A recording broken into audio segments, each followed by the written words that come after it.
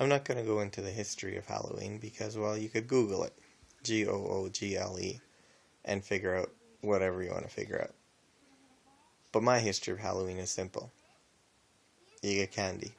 You go door to door, or to the mall, shop to shop, say trick or treat, smell my feet if you want to get that far, and you get candy. I mean, that's all I need to know about the history of it.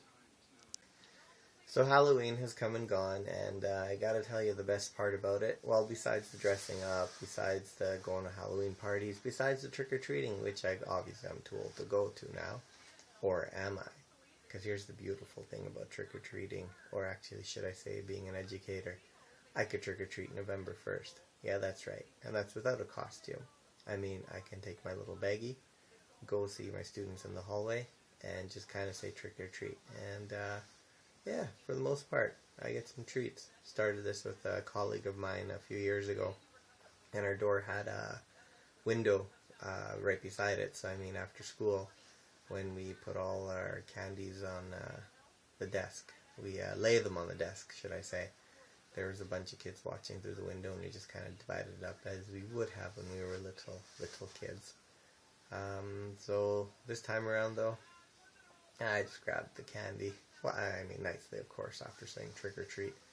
What am I going to do with them? Well, I'm sure I'll eat some of them as I... So what is Halloween? Is it all about ghosts and goblins? Is it about tricks or treats? Or is it about getting together with a group of people who are hiding behind a mask just to kind of get conversations going about how's your night going?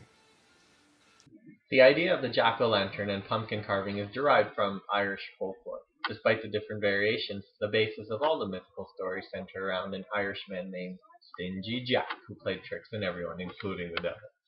Whether he was having a drink with them or not paying his fair share, he was tricking the devil into climbing up a tree where Jack had carved crosses, preventing the devil from climbing down. Stingy Jack ultimately made a compromise with the devil in order for him to come down to be freed from Stingy Jack's tricks. The devil had to promise that he would never take his soul. As the story goes, Stingy Jack eventually died. Because of his sinful ways, he was not accepted into heaven. And, true to the devil's promise, Stingy Jack was not allowed into hell either. He was left alone in the dark with nowhere to go.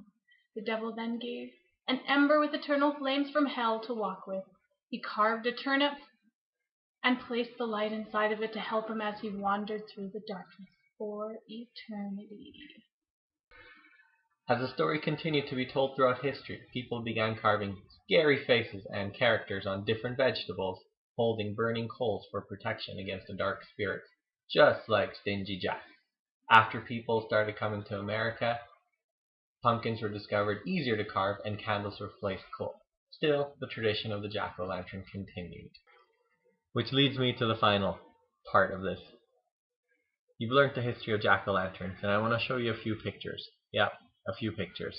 Here they are. So then you get this one, the best carving in the world. Yes, it was original, with a little bit of copying, but still very original. This one was good too. Better definitely at night, when the lights were out. It had a good glow. But the one that took the cake was this one. Why? Not still sure. But I guess it was Spider-Man and Venom. But after a night, what happens to all these guys? They get put in a bag. That's right, in a bag. Not by themselves, with their friends, to lay waste forever and ever and ever. So again, sorry for the late vlog, but that's all I got. Have a belated happy Halloween.